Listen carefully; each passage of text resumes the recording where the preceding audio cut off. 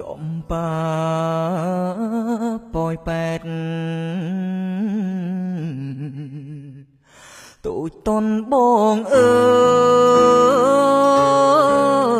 យរៀមបានជួបហើយបើឲ្យអាណិតបងអ្នកចំងាយមកពីឆ្ងាយពិតពេលយប់ងឹតសូមជ្រកផ្ទះមុំបើអូនលឺហើយកែវឲ្យគុំខ្មាំងយប់ងងឹតណាស់បងដាច់ចិត្តសូមខ្ទមស្បើកុំសត់របងស្រីមុំភូមិឋានសុខុមស្រុកប៉ោយ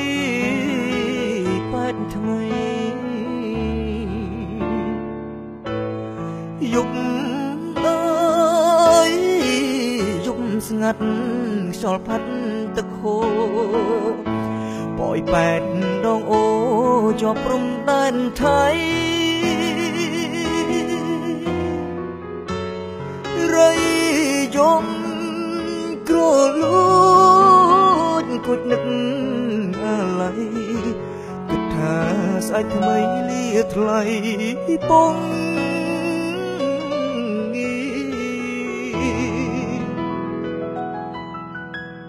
មានតែចម្រៀងច្រៀងបញ្ចាំចិត្តសូមផ្ញើជីវិតស្រស់ស្រីស្នេហាពេលភ្លឺថ្ងៃឆាប់បងលាជីវ៉ាសូមព្រេងវាសនាបងបានជួបស្រី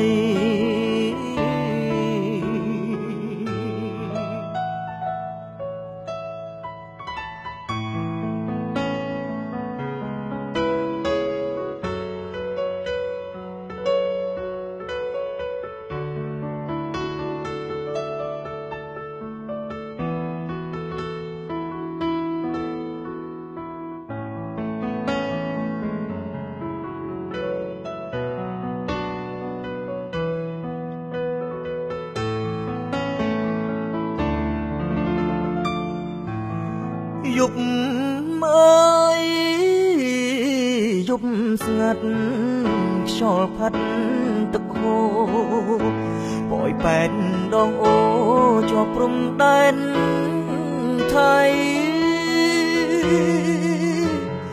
រៃយំក្រលួចគួចនឹកអាឡ័យគិតថាស្អែកថ្មីលាថ្លៃពងមានតែចម្រៀង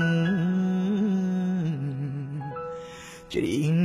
បញ្ចាំចិត្ត